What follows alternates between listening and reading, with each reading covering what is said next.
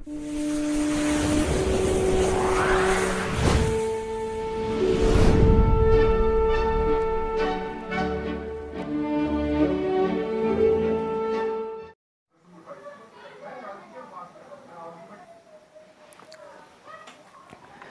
बच्चों, कैसे हो आप सब।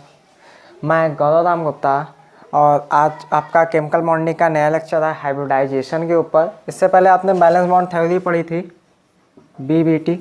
उसमें हमने ये जाना था कि सिग्मा बॉन्ड पाई बॉन्ड कैसे बनते हैं। हाँ, सिग्मा बॉन्ड पाई बॉन्ड को किसी कंपाउंड में कैलकुलेट कैसे करेंगे, ये चीज़ें जानी। अब ये जानेंगे कि ये बैलेंस बॉन्ड थ्योरी फेल क्यों हो गई और हाइब्रिडाइजेशन का कॉन्सेप्ट आया क्यों। ठीक, तो चलिए इस पर लेक्चर शुरू करते हैं।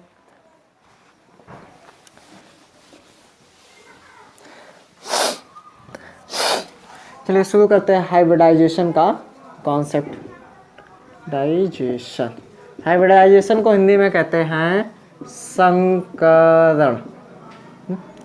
अब संकरण दिया था आपका पॉलिंग एंड सेल्टर या सेटलर, जो भी आप नाम कहना चाहे।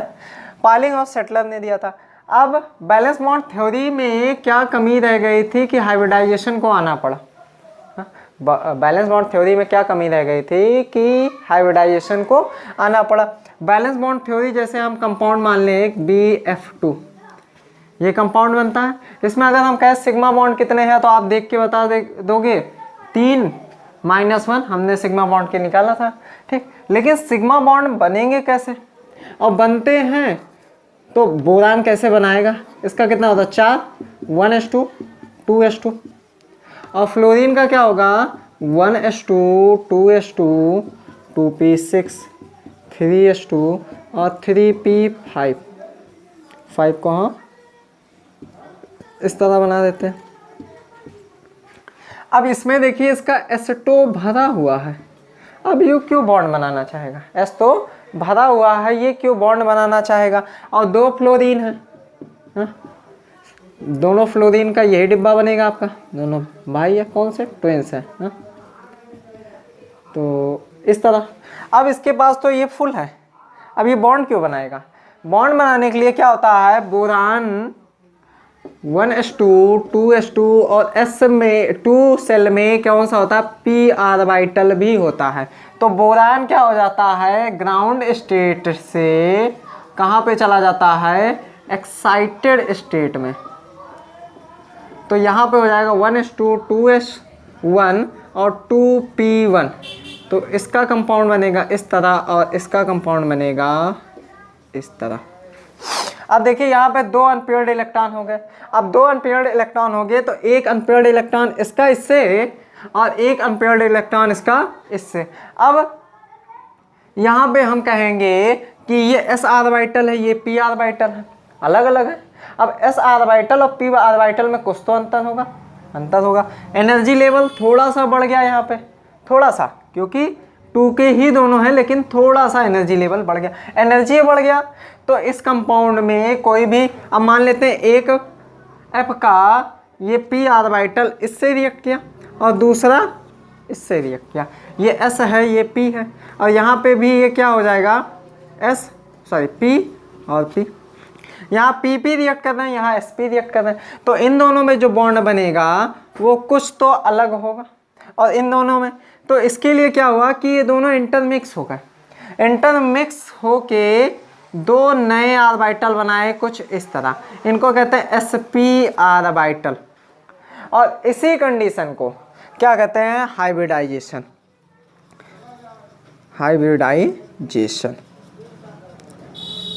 अब हाइब्रिडाइजेशन किस कंडीशन को सर आप बता रहे हो।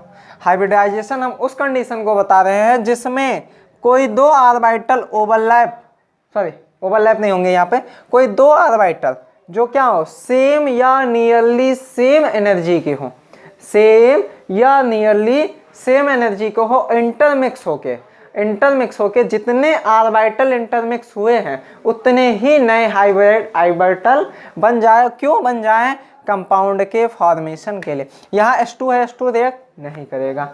तो इस फॉर्म को अब यहाँ पे क्या बने, ये इनको कहेंगे हम हाइब्रिड ऑर्बिटल। कौन से हाइब्रिड ऑर्बिटल हैं? sp hybrid orbital. अब यहाँ एक sp एक sp और यहाँ पे एक इसका p और एक इसका यहाँ पे p इससे ओवरलैप करेगा। अब p और p का ओवरलैपिंग आप जानते हो दो तरह से होता है, सिग्मा और पाई से होता है। तो यहाँ पे वो कंडीशन क्या हो जाएगी, बैलेंस बॉन्ड थ्योरी की सिग्मा और पाई की हो जाएगी। लेकिन यहाँ पे सिग्मा बॉन्ड ही बनेगा, हाइब्रिडाइजेशन का भी हम आगे पॉइंट बताएंगे तो उसमें बताएंगे, और इसको कहेंगे हाइब्रिड ऑर्बिटल। अब यहाँ से हमने कॉन्सेप्ट से समझ लिया कि होता क्या हाइब्रिडाइजेशन। अब इसका क्या देख लेते हैं, डेफिनेशन देख लेते हैं।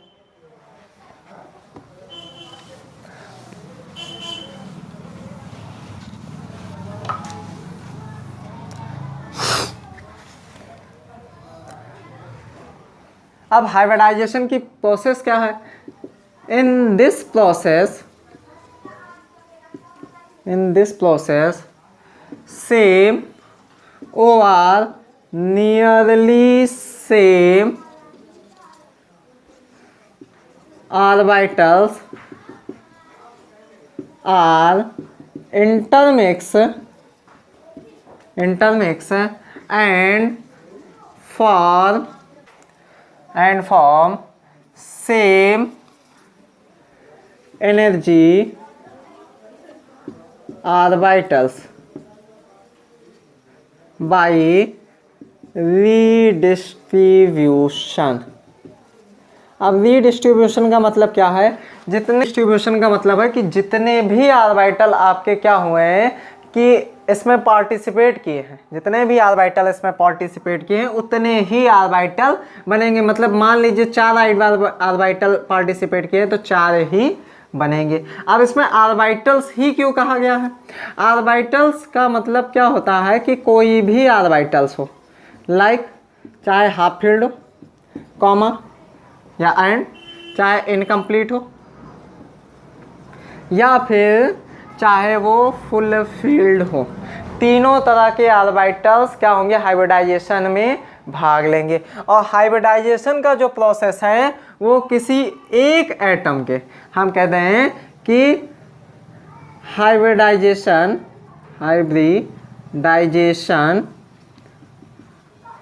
occur in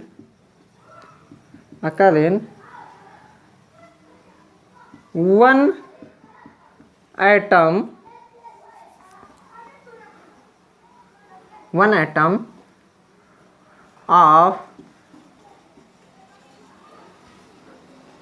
of in many orbitals. एक ही एटम के कई ऑर्बिटल्स के बीच में होता है। ये हम कह नहीं सकते कि 2 एटम के ऑर्बिटल्स में होगा, वहाँ 2 एटम के अगर ऑर्बिटल्स में होगा तो उसको हम कहेंगे बैलेंस बॉन्ड थ्योरी, और जबकि इसको कहेंगे हम हाइब्रिडाइजेशन। अब हाइब्रिडाइजेशन में हमने कहा कि जितने भी क्या होंगे पार्टिसिपेट करेंगे उतने ही बनेंगे। जैसे हम कह दें कि 1s और 1p अगर हाइब्रिडाइज कर रहा है तो उसको बनाएगा sp हाइब्रिड ऑर्बिटल। सेकंड, अगर कहते हैं 1s और 1p और 1p हिस्सा ले रहे हैं तो बनाएगा sp2 हाइब्रिड ऑर्बिटल। अगर कहते हैं 1s और 3p, 3p हो जाए p तो यहाँ पे जो बनाएगा sp3 हाइब्रिडाइज्ड ऑर्बिटल बनेंगे। इसी तरह अगर हम कहते हैं कि 1s हो और 3p हो और 1d हो तो ये बनाएगा sp3d। अगर कह दिया जाए s एक ऑर्बिटल हो 3p ऑर्बिटल हो तो ये बनाएंगे, और 2d ऑर्बिटल हो तो इसको बनाएंगे sp3d2। अब इतने तरह के ऑर्बिटल्स बनते हैं। इतने तरह के ऑर्बिटल किन एटम के किन कंपाउंड में पाए जाएंगे, या किन कंपाउंड के किन एटम में ये हाइब्रिडाइजेशन हमें देखने को मिलेगा। तो पहले आप इतना नोट कर लीजिए, उसके बाद एग्जाम्पल के साथ साथ एक एक पॉइंट हम आपको बताते चलें।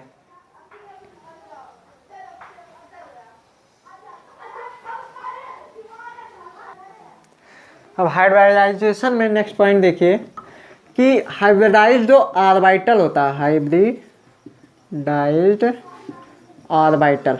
तो हाइब्रिडाइज्ड जो ऑर्बिटल होता है इसको स्पेशल टाइप से शो करते हैं, मतलब एक लोब बड़ा होगा और दूसरा लोब छोटा होगा, स्मॉल लूप, और ये होगा सॉरी यहाँ होगा बिग लूप और ये होगा स्मॉल लूप। अब स्मॉल लूप शो किया जाता है लेकिन बहुत सी बुक में आपको, बहुत सी बुक में केवल यही शो किया जाएगा। मतलब अगर हम कह दें 3 ऑर्बिटल पी की इंटरमिक्स हो रही हैं, 3 ऑर्बिटल पी की इंटरमिक्स हो रही हैं, तो पी एक ऐसे बनता है, दूसरा पी भी ऐसे और तीसरा पी भी ऐसे, मतलब पी एक्स, पी वाई और पी जेड। तो पी एक्स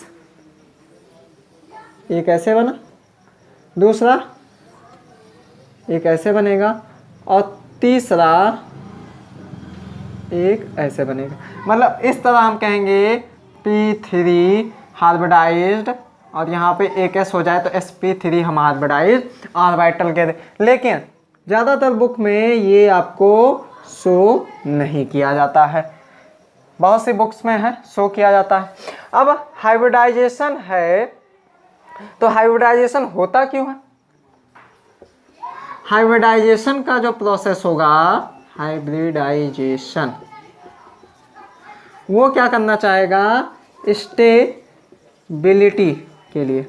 हाइब्रिडाइजेशन का प्रोसेस क्या होता है? स्टेबिलिटी के लिए, क्योंकि कोई भी केमिकल बॉन्डिंग, केमिकल का फॉर्मेशन होगा या कंपाउंड का फॉर्मेशन होगा तो वो ट्राइंग टू रिमेन स्टेबिलिटी। और स्टेबिलिटी के अलावा हमें जो बताता है हाइब्रिडाइजेशन, वो किसी भी कंपाउंड की जियोमेट्री को बताता है, किसी भी कंपाउंड की जियोमेट्री को बताता है। हाइब्रिडाइजेशन में केवल लोन पेयर और सिग्मा बॉन्ड ही क्या करेंगे? पार्टिसिपेट करेंगे, और जियोमेट्री में केवल लोन पेयर और सिग्मा बॉन्ड होंगे। अब हम हाइब्रिडाइजेशन को फाउंड किसी करेंगे कैसे? कंपाउंड पे। तो हाइब्रिडाइजेशन को हम जेड से शो करते हैं, और जेड इक्वल टू होता है आपका number of lone pair of electron at central atom minus number of attached at number of atom attached at central atom. ये है इसका फार्मूला। हाइब्रिडाइजेशन फाउंड करने के लिए Z, number of lone pair of electron at central atom. Central atom पे कितने number of electron कौन से हैं? लोन पेयर के हैं। और सेंट्रल पेयर कह रहे हैं, सेंट्रल एटम से नंबर ऑफ एटम कितने अटैच्ड हैं उनको माइनस कर देंगे तो उसका हमें हाइब्रिडाइजेशन मिल जाएगा। मिल जाने से पहले हमें हाइब्रिडाइजेशन बताता क्या? जियोमेट्री और स्टेबिलिटी। स्टेबिलिटी क्या होगा कि जो इलेक्ट्रॉन होंगे वो मैक्सिमम क्या करेंगे? एक दूसरे को रिपल करके क्या करेंगे? स्टेबिलिटी पाना चाहेंगे, मैक्सिमम रिपल करके स्टेबिलिटी। तो जो तरह तरह के हाइब्रिडाइजेशन है उनमें स्ट्रक्चर क्या बनेगा, या अलग अलग कंपाउंड का हाइब्रिडाइजेशन कितना होता है। तो इन सारे पॉइंट के बाद नोट कर लीजिए, उसके बाद प्रत्येक एटम का हाइब्रिडाइजेशन बताया जाए।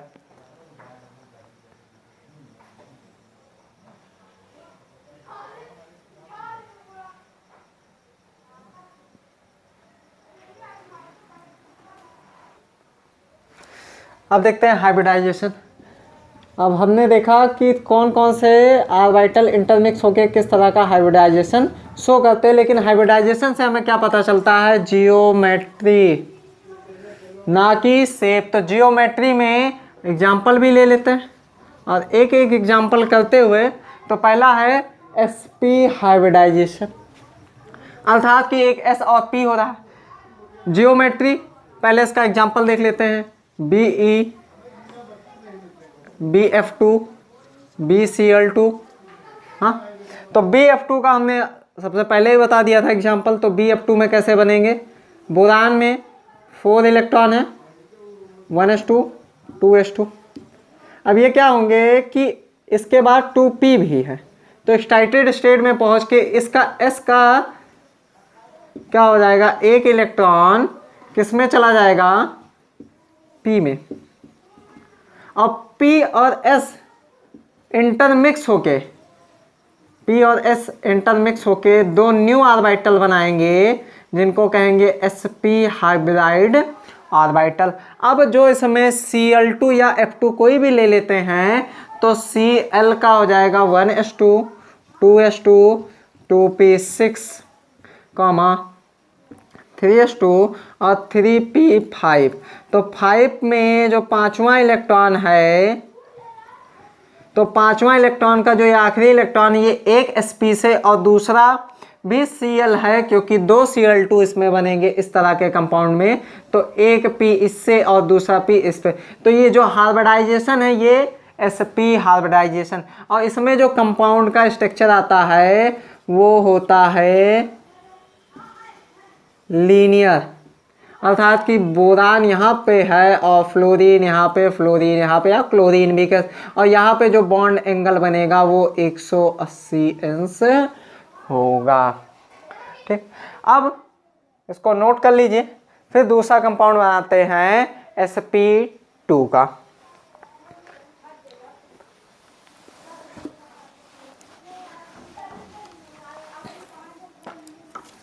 sp2, अब sp2 में उदाहरण क्या है, bf3, या हम कह सकते हैं bcl3, सॉरी बेरिलियम होगा, ठीक, ध्यान रखिएगा। bf3 बोरान टेट्राफ्लोराइड, यहाँ पे भी Be होगा। तो बोरान टेट्राफ्लोराइड में बोरान में होते हैं 5, तो 1s2 2s2 और 2p1, ठीक। और यहाँ पे क्लोरीन, चलिए पहले इसका देख लेते हैं। क्लोरीन का तो आप लोग जान ही गए हैं कि कैसे बॉन्ड फॉर्मेशन करेगा, सिग्मा और पाई बॉन्ड का। यहाँ पे S1 है और P में होंगे 3 और यहाँ पे 1 इलेक्ट्रॉन है, 3 ऑर्बिटल हैं। अब इसका इलेक्ट्रॉन क्या करेगा, एक्साइटेड स्टेट में पहुँच जाएगा इसमें, तो बनेगा जो कंपाउंड वो इस तरह बनेगा, सॉरी ऑर्बिटल 1 2। अब ये एक S और 2 P ऑर्बिटल इंटरमिक्स होके क्या बनाएंगे, 3 sp 2 sp2 और sp2, एक इलेक्ट्रॉन इसमें, एक इलेक्ट्रॉन इसमें, एक इलेक्ट्रॉन। अब 3 इलेक्ट्रॉन हो गए, तो 3 फ्लोरीन इससे रिएक्ट करके क्या बना सकते हैं, बॉन्ड का फॉर्मेशन कर सकते हैं और कंपाउंड क्या हो जाएगा, स्टेबल हो जाएगा। अब इसमें जो स्ट्रक्चर बनता है, बोरान कुछ यहाँ पे एक फ्लोरीन ऊपर की हो, दूसरा नीचे की हो, तीसरा भी नीचे की, और जो ये स्ट्रक्चर बनता है इसको कहते हैं, क्या कहेंगे इसको, इसको कहेंगे ट्राई एंगुलर, मतलब 3 भुजिए है, 3 पैर इसके बनेंगे। इसको भी नोट कर लीजिए। फिर सेकंड चलते हैं sp3 की ओर। sp3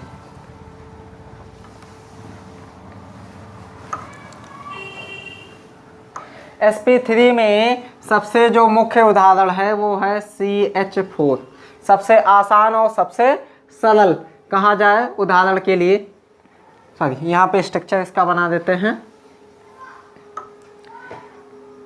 ये आपका स्ट्रक्चर इस तरह बन जाएगा और यहाँ पे जो बॉन्ड एंगल आएगा वो 120 आएगा। अब बॉन्ड एंगल फाइंड करने का एक तरीका है, cos थीटा बराबर 1/p ऑर्बिटल्स नंबर। ये ध्यान रखिएगा, कभी भी आप भूल जाओ, क्या भूल जाओ, ऐसा सब कुछ मत भूलना। हाँ, भूलने का क्या है कि हम पेपर देने गए या कहीं पे भी पढ़ लें बॉन्ड एंगल, तो वहाँ पर कर दीजिएगा cos theta number of p orbital. जितने भी p ऑर्बिटल होंगे, जितने भी p ऑर्बिटल होंगे उनको 1/, जैसे 1/, वहाँ क्या कर सकते हैं 1, cos थीटा बराबर 1/1, तो यहाँ पे इसका मान आता है 180 अंश। हाँ, सेकंड है cos थीटा बराबर कह दे 1/2, तो इसका मान आता है 120 डिग्री। हाँ, तो इस तरह हम किसी भी ऑर्बिटल का P के अकॉर्डिंग फाइंड कर सकते हैं, इसको भी नोट कर लीजिए। sp3 में CH4 कार्बन, कार्बन में कई इलेक्ट्रॉन 6, 1s2 2s2 और 2p2 2p2। अब 2p में 2 है लेकिन हाइड्रोजन तो 4 जुड़ा है, काहे 4 जुड़ा है यही तो हमें जानना है। तो ये क्या होगा कि s का एक ऑर्बिटल में 2 इलेक्ट्रॉन और p के 3 ऑर्बिटल में 2 इलेक्ट्रॉन। तो ये क्या करेगा, यहाँ से कूद के एक्साइटेड स्टेट में यहाँ पहुँचेगा पहले, तो यहाँ पे 1 इलेक्ट्रॉन और यहाँ पे हो जाएंगे p में अब 3 इलेक्ट्रॉन, कब, एक्साइटेड स्टेट में। अब एक्साइटेड स्टेट में पहुंचने के बाद ये क्या होंगे, इंटरमिक्स होंगे। हमने क्या पॉलिंग और सेटलर नहीं कहा, हमने कुछ नहीं कहा, यहाँ पे हमने देखा यहाँ पे कि नियरली सेम है। नियरली सेम क्या है, 2s और 2p एक ही सेल के 2 ऑर्बिटल ही इंटरमिक्स हो रहे हैं, तो नियरली सेम ही है। तो 3 एक s और 3 p ऑर्बिटल मिलके क्या बनाते हैं, sp3 sp3 sp3 और sp3 करके 4 नए ऑर्बिटल बनाते हैं जिनमें क्या है, एक एक इलेक्ट्रॉन है। अब sp3 एक s और 3 p ऑर्बिटल, अब 3 p ऑर्बिटल से क्या करेंगे, एक एक हाइड्रोजन क्या होगा, ss करके क्या होगा यहाँ पे। अब देखिए यहाँ पे इलेक्ट्रॉन क्या होंगे, अपोजिट स्पिन में होंगे, तभी क्या होगा, हाइड्रोजन का एक s करके क्या बनाएगा, s। यहाँ पे आगे लिखें ये, अब जब ये ओवरलैप होगा इससे, ये ओवरलैप होगा इसके, ये ओवरलैप होगा इस पे और ये ओवरलैप होगा, तो बनाएगा ssp3 कामा ssp3 कामा ssp3 और कामा ssp3 ऑर्बिटल। और यहाँ पे बनेगा आपका कौन कौन सा बॉन्ड, सिग्मा बॉन्ड यहाँ, ठीक। तो इतने तरह के बॉन्ड आपके हाइब्रिडाइज ऑर्बिटल से ये क्या बनेगा, बॉन्ड का फॉर्मेशन करेगा। कौन करेगा, हाइड्रोजन करेगा। इतना आप नोट कर लीजिए, तब तक हम अपने इंक को क्या, स्याही को ना?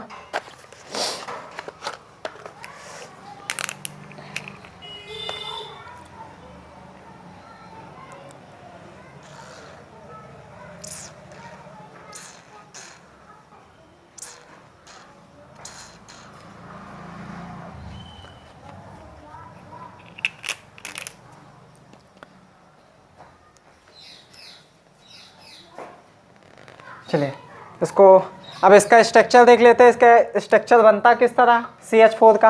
हाँ?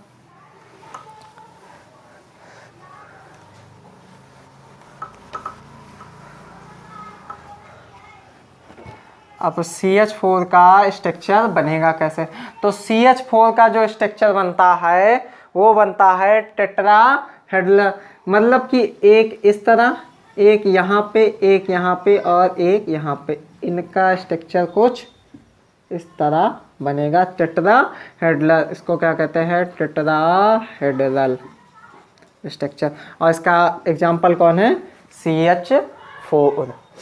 अब इसके बाद आता है sp3d। sp3d, अब इसमें कौन से कंपाउंड आते हैं sp3d में। अब sp3d में जो एग्जांपल है वो है PCl5। तो PCl5 में एक फास्फोरस से कितने इलेक्ट्रॉन जुड़े रहते हैं, 5 इलेक्ट्रॉन कह रहे हैं, सॉरी 5 क्लोरीन के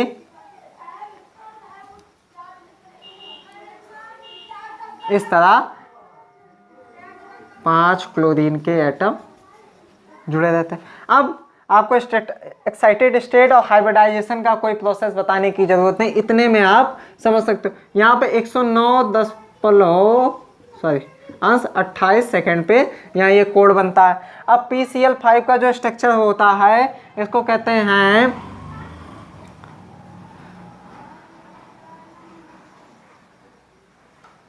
trigonal bi pyramidal. Trigonal bi pyramidal मतलब देखिए ट्राइगोनल है, ये ट्राइगोनल और बाई पिरामिड, दो पिरामिड का इसमें स्ट्रक्चर बन रहा है, तो इसको क्या कहते हैं, ट्राइगोनल बाई पिरामिडल। अब जो इसमें आपका कोण आएगा वो 120 अंश होगा। अब देखिए जितने भी स्ट्रक्चर हम आपको बता रहे हैं ये एक्सपेरिमेंट या स्पेक्ट्रोस्कोपी मेथड द्वारा फाइंड किए गए हैं किसी भी कंपाउंड के अंदर कि उनका क्या होता, जियोमेट्री क्या होती है। अब इतना नोट करने के बाद फिर इसके बाद चलते हैं sp3d2 पे।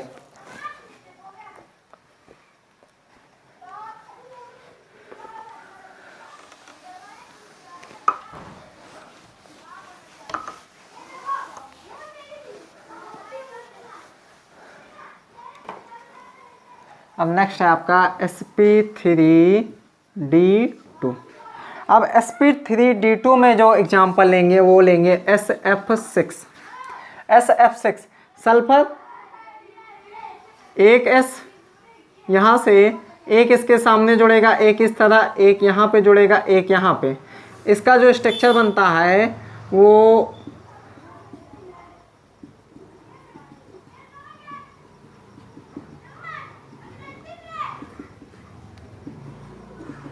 मतलब सल्फर एटम यहाँ पे है, एक F यहाँ पे, एक F यहाँ पे, एक F यहाँ पे, एक F यहाँ, एक F यहाँ और एक F यहाँ। इसको कहते हैं ऑक्टाहेड्रल स्ट्रक्चर।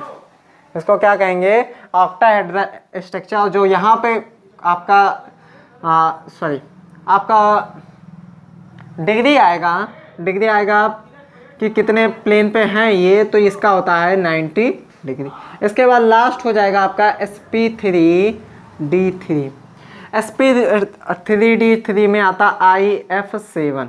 तो IF7 का जो स्ट्रक्चर बनता है वो होता है पेंटागोनल बाई पिरामिडल। तो पेंटागोनल बाई पिरामिडल का यहाँ पे हम रख देते हैं I यहाँ पे मिडिल में, और 7 फ्लोरीन इससे जुड़े हुए हैं। तो कुछ इस तरह के 7 फ्लोरीन जुड़े होंगे।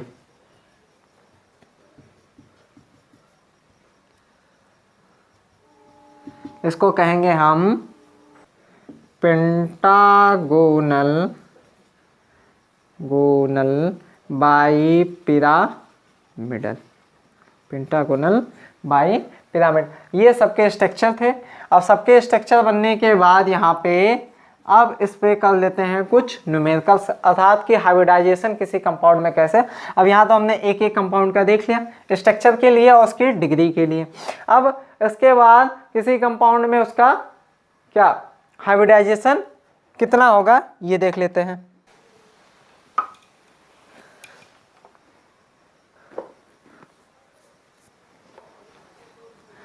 अब हाइब्रिडाइजेशन निकालेंगे किसी कंपाउंड का कैसे, इसको शो करते हैं जेड से।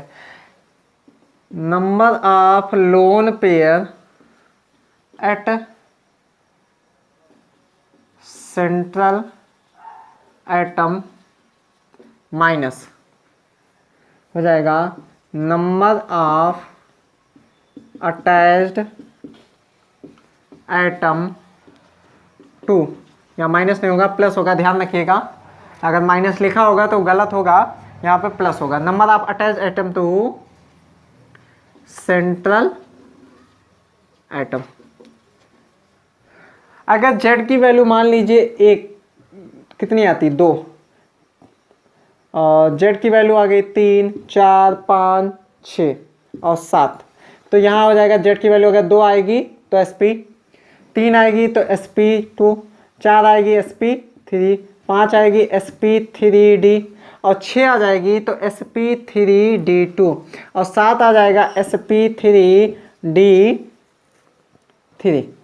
ठीक, देख लेते हैं कुछ कंपाउंड में। जैसे पहला कंपाउंड दिया गया H2SO4, सेकंड दिया गया है SO3, थर्ड दिया गया है ClO4 माइनस और इसके बाद दिया गया SF6 माइनस। SF6। तो H2SO4 में सल्फर से यहाँ पे ये इलेक्ट्रॉन इस तरह लुईस डॉट स्ट्रक्चर में हमने आपको बताया है कि स्ट्रक्चर किसी कंपाउंड का कैसे बनता है। अब सल्फर के से 4 ऑक्सीजन जुड़े हैं, तो अटैच्ड एटम कितने हो गए? 4। और लोन पेयर इस पे बचा नहीं तो 0 आया। क्या इस पे से 4 और 4 से होता क्या है आपका sp3, मतलब इस पे हाइब्रिडाइजेशन कौन सा आ गया? sp3। सेकंड है SO3, तो सल्फर से इस तरह ऑक्सीजन क्या होंगे? बॉन्ड फॉर्मेशन करेंगे। अब सल्फर के पास भी लोन पेयर नहीं बचा, अटैच्ड एटम कितने हो गए यहाँ पे? 3, और 3 से बनता क्या है? sp2। अब sp2 का हमने स्ट्रक्चर बनाया हुआ है, नया स्ट्रक्चर बनाया हो तो इस लिस्ट में देख लीजिए और फिर से इसको अच्छे से याद करिए। ये यहाँ पे कुछ टॉपिक ऐसे हैं कि याद आपको करना पड़ेगा, ये एक सीरीज दी गई है और वहाँ पे आपको कंपाउंड याद करना। अगर कंपाउंड नहीं याद करना चाहते हैं तो उनके सेल को निकाल के डिवाइड करके एक्साइटेड स्टेट में डाल के हाइब्रिडाइजेशन करा के देख सकते हैं कि कौन सा हाइब्रिड ऑर्बिटल है, और नहीं तो ये फार्मूला तो आपके लिए है ही है। ClO4 माइनस, तो ClO4 माइनस का हो जाएगा Cl से एक ऑक्सीजन डबल बॉन्ड से यहाँ, डबल बॉन्ड से यहाँ, डबल बॉन्ड से और यहाँ सिंगल बॉन्ड से, और माइनस हो जाएगा इस पर। अब देखिए माइनस लगा है, हमने बताया था कि लुईस डॉट स्ट्रक्चर में हमने बताया था, यूट्यूब पे सर्च कर सकते हैं Sushruta chemistry Lewis dot structure, तो वहाँ पे हमने पढ़ाया हुआ है कि जो नेगेटिव चार्ज होता है किसी कंपाउंड में कॉर्नर के एटम पे ही लगता है। तो यहाँ पे हो जाएगा आपका अटैच्ड एटम कितने हैं? 4, और loan pair of electron chlorine के पास 7 होता है और 7 शेयर हो गए तो लोन पेयर बचा ही नहीं, और 4 से आ क्या जाएगा आपका sp3, और इसी तरह SF6 में भी निकाल सकते हैं। अब जो हाइब्रिडाइजेशन की थ्योरी थी ये भी आपका हर नेचर का मतलब कोई भी एटम है उसके हर नेचर को शो करने पे ये भी कुछ हद तक नहीं पहुंच पाया। मतलब इसने कुछ चीज़ें डिफाइन की, बैलेंस बॉन्ड थ्योरी को और ज़्यादा एक्सप्लेन किया, उससे बहुत कुछ अच्छा बताया, किंतु इसमें ऐसे भी पॉइंट रह गए कि जो ये बताने में क्या हुआ कि इसकी डीमेरिट्स हैं। डीमेरिट्स ये हैं कि हमने एक पॉइंट लिखवाया इसी में कि electron trying to remain maximum क्या करेंगे? मैक्सिमम रिपल्सिव हो गए और मैक्सिमम स्टेबिलिटी भी चाहेंगे, मतलब वो दूर दूर रहने पे उनकी स्टेबिलिटी ज़्यादा होगी। तो इन चीज़ों को ये डिफाइन नहीं कर पाए, तो उसको हम पढ़ेंगे balance cell electron pair repulsion theory, उसी को कहा जाता है आपका वेस्पर थ्योरी। और वेस्पर थ्योरी के बाद इसके बाद नेक्स्ट वीडियो बनेगा जो वो होगा मॉलिक्यूलर ऑर्बिटल थ्योरी पे। वेस्पर थ्योरी और मॉलिक्यूलर ऑर्बिटल थ्योरी को ही क्या करेंगे? मिक्सअप करके बनाएंगे और इसके बाद वो लास्ट लेक्चर होगा इस चैप्टर का। तो तब तक के लिए पढ़ते रहिए। Best of luck.